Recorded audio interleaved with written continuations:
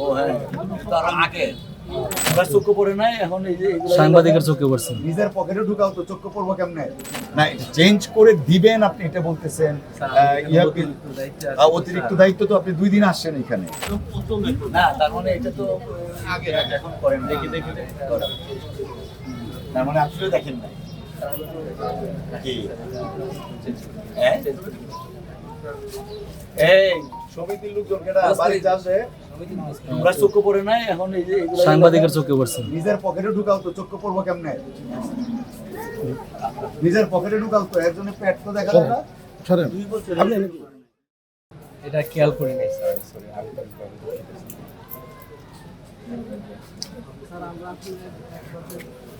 আপনি কে? আপনি কে? হ্যাঁ, কত বছর যাবত আছে? কাজল ভাই, হ্যাঁ আগে কোথায় ছিলেন?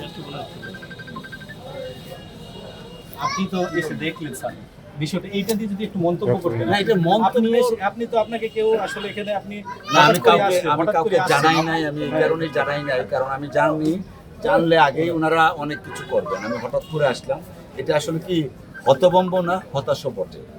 আর আমি মনে করি যারা এই সমস্ত বিষয়গুলো ইগনোর করছেন তাদের যথাযথ ব্যবস্থা নেওয়া উচিত, এবং এইটা শুধুমাত্র এই ব্যবস্থা না, আইনগত ব্যবস্থাও নেওয়া উচিত। আর তাদের যে আপনার চাকরি আছে, চাকরি বিধি অনুসারে ব্যবস্থা নেওয়া উচিত। আসলে এটা কি বলবো, আমি খুব হতাবাক না হতাশও বটে। এবং এই জিনিসগুলো আপনারা কখনোই না চেঞ্জ করে দিবেন আপনি, এটা বলতেছেন। অতিরিক্ত দায়িত্ব তো আপনি 2 দিন আসছেন এখানে।